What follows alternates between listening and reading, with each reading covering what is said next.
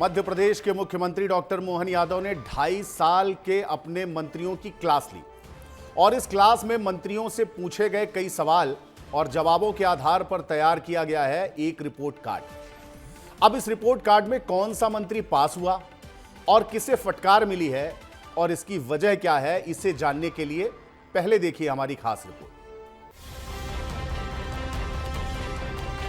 मध्य प्रदेश की मोहन सरकार राजनीति की पाठशाला लगा रही है। इस पाठशाला के बाद रिपोर्ट कार्ड पेश होंगे और फिर आएगा रिजल्ट, और जो इस पाठशाला में फेल हुआ उसे मंत्री पद से हाथ धोना पड़ सकता है।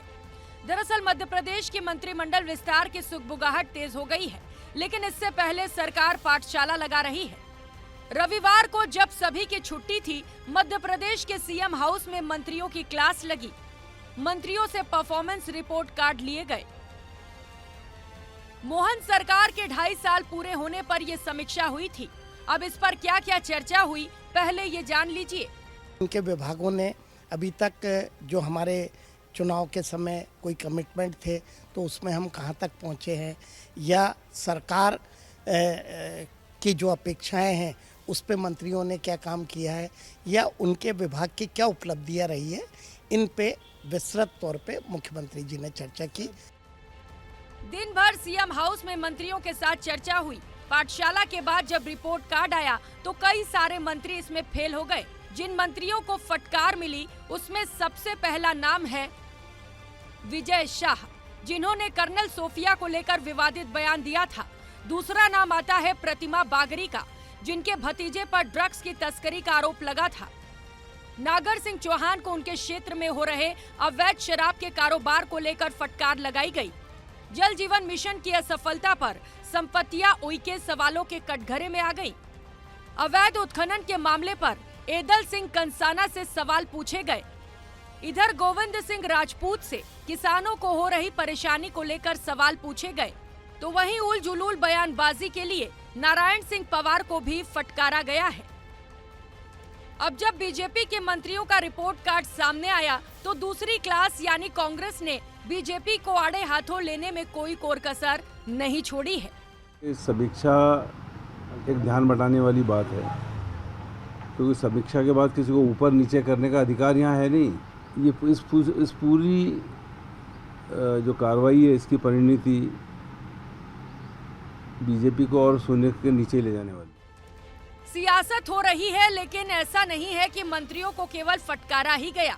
कुछ मंत्री इस रिपोर्ट कार्ड में अव्वल डिवीजन से पास भी हुए हैं। इनमें चैतन्य काश्यप, धर्मेंद्र लोधी, डिप्टी सीएम राजेंद्र शुक्ला, मंत्री प्रहलाद पटेल, राकेश सिंह और राव उदय प्रताप का नाम शामिल है। 2 दिन बैठक चलने के बाद रिपोर्ट कार्ड भी सामने आ गया है, लेकिन बीजेपी की समीक्षा बैठक के असल मायने आखिर क्या हैं, वो भी समझ लीजिए। तो ये कहीं ना कहीं बदलाव की आहट है कि हमें कुछ बदलाव करना है। तो बदलाव का आधार क्या होगा, उन परफॉर्मेंस को लिया जा सकता है, आप उसके जो पार्टी के इंडिकेटर्स हैं कि उस पर क्या आपने काम किया। मोहन सरकार की इस राजनीतिक पाठशाला में अब केवल हाजिरी से काम नहीं चलेगा। मंत्रियों को परफॉर्मेंस भी दिखानी होगी, क्योंकि रिपोर्ट कार्ड तैयार है और अब सबकी नजर उस रिजल्ट पर है जो मंत्रिमंडल विस्तार की तस्वीर बदल सकता है। ब्यूरो रिपोर्ट, विस्तार न्यूज।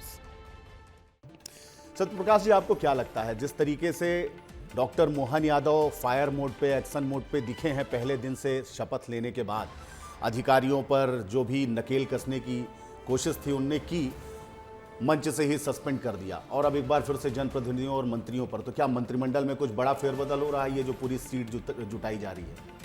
देखिए, मैं एकदम ये तो नहीं कह सकता, क्योंकि भारतीय जनता पार्टी है, इसके बारे में कोई कयास ही लगाता रहे। डिसीजन क्या होना ये सेंट्रल लीडरशिप के ऊपर डिपेंड करता है, कितना मोहन यादव उनको कन्विंस अपने जो स्टेप हैं उनसे कर पाएंगे। लेकिन इसमें कोई दो राह नहीं, चाहे वो कोई प्रधानमंत्री हो या प्रदेश का मुख्यमंत्री हो, उसकी पकड़ जब तक अपनी ब्यूरोक्रेसी पर नहीं होगी, अपने तरह से उनको चलाने की क्षमता नहीं होगी, तब तक उसके गवर्नेंस का मॉडल बन ही नहीं सकता। कहीं ना कहीं मोहन यादव ने इस चीज को समझा है, और मुझे लगता है कि अभी हाल ही में उन्होंने जो रिव्यूज़ किए हैं कई डिपार्टमेंट्स के। हालांकि ये रिव्यूज़ पहली बार नहीं है, उन्होंने 2 साल में और भी कर चुके हैं और मंत्रियों का भी रिव्यू किया है उन्होंने, पिछले बार भी किया था। हालांकि पिछली बार उन्होंने ये भी कहा था कि हम जनवरी में कैबिनेट एक्सपेंशन कर सकते हैं, लेकिन वो नहीं हुआ। मुझे लगता है कि ये कहीं ना कहीं सेंट्रल लीडरशिप के हाथ में है, लेकिन मोहन यादव उस नब्ज को समझ चुके हैं कि जब तक उनका ब्यूरोक्रेसी पर, क्योंकि आपने देखा हो चाहे अपोजिशन हो या विद इन द पार्टी हो, ज़्यादातर लीडर्स ये कहते हैं कि सरकार की पकड़ ब्यूरोक्रेसी पर नहीं है, वो बिल्कुल स्वतंत्र रूप से काम कर रहे हैं। ये कहीं ना कहीं उन्होंने पिछले दिन, यानी परसों की बात है ये, परसों जिस प्रकार से कुछ प्रिंसिपल सेक्रेटरीज या ACS को जो फटकार लगाई है, तो वो कहीं ना कहीं ये संदेश अन्य जो डिपार्टमेंट्स के PS सेक्रेटरी या एडिशनल चीफ सेक्रेटरीज हैं उनको एक संदेश है, उनको एक हिदायत है कि आप सरकार यानी कि जो लीडर है उसकी मनोदशा, उसकी इच्छा शक्ति के आधार पर काम करें कि कैसे वेलफेयर में काम हो सके और जिससे मोहन यादव की इमेज एक ऐसे लीडर के रूप में बने कि उनकी जो सरकार है उसका मॉडल कई राज्यों के लिए रोल मॉडल। नहीं, बिल्कुल ठीक बात है, लेकिन आप देखिए जिस तरीके से बात होती है भारतीय जनता पार्टी में, जो काम करने का एक सलीका है वो ये है कि आप 100 दिन का एक रोड मैप बनाते हैं, आप क्या करने वाले हैं, प्रभार वाले जिलों में मंत्री क्या करने वाले हैं, विभागीय मंत्री क्या करने वाले हैं, 100 दिन का एक खाका बनता है, रोड मैप बनता है, प्लान बनता है और उस पर काम होता है और उसकी फिर समीक्षा होती है कौन कितना खरा उतरा।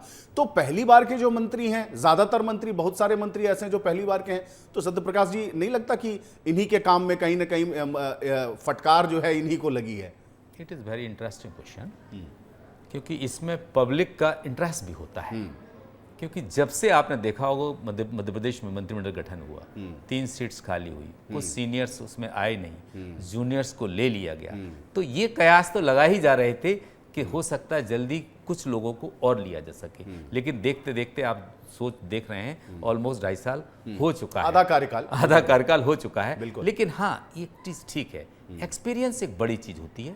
जो नए नवेले मंत्री, हालांकि वो कैबिनेट या कबीना मंत्री नहीं है, तो उनके हाथ में पूरा डिपार्टमेंट नहीं है, लेकिन उनके जो क्रियाकलाप हैं, चाहे सोशल मीडिया पर हो, पब्लिक डोमेन में हो, जिसका इम्पैक्ट भारतीय जनता पार्टी या डॉक्टर मोहन यादव की सरकार का जो इम्पैक्ट जाना चाहिए वो शायद नहीं जा पा रहा हो, इसलिए उनको ये फटकार खानी पड़ रही है। और मुझे लगता है कि इन चीज़ों का जो रिपोर्ट कार्ड है वो कहीं ना कहीं मोहन यादव, क्योंकि आमतौर पर ये होता है कि पहले 2.5 साल अपनी जमावट का होता है किसी भी सरकार का, और जो अगले 2.5 साल होते हैं जो आने वाले, वो आगे इलेक्शंस के मोड में जाने पर होती है। और ऐसे में अगर उनका कबीना का कोई सदस्य कहीं ना कहीं अगर पब्लिक में अपनी इमेज, पार्टी की इमेज या मुख्यमंत्री की इमेज पर कुछ दाग लगाने की तरफ जा रहा हो, तो हो सकता है उनमें से कुछ नए नवेले मंत्रियों को हटाया भी जा सकता है, कुछ औरों को भी हटाया जा सकता है, लेकिन ये जरूर है पॉलिटिकल बैलेंस,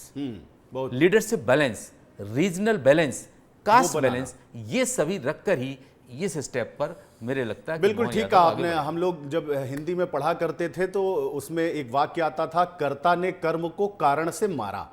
तो इसके पीछे का जो गणित आप समझ रहे होंगे मैं क्या कहना चाहता हूं। हम लोग हिंदी में पढ़ते थे, कर्ता ने कर्म को कारण से मारा, और ऐसे सूत्र हमें याद दिलाए जाते थे। और अच्छी बात यह है कि प्राधिकरण, निगम मंडल और आयोगों की जो नियुक्तियां हुई हैं, मुख्यमंत्री ने साफ तौर पर उनको कह दिया है, भैया कोई प्रोटोकॉल नहीं चलेगा, कोई भी IP कल्चर नहीं चलेगा, और आपको क्या करना है, जो सीटें भारतीय जनता पार्टी हारी है वहां पर काम करना है, और यह जिम्मेदारी उनको दे दी गई है पहली ही मीटिंग में। यह बहुत अच्छा काम हुआ। बहरहाल इस पूरे मामले पर अब एक्सपर्ट कमेंट जान लेते हैं, वो क्या है।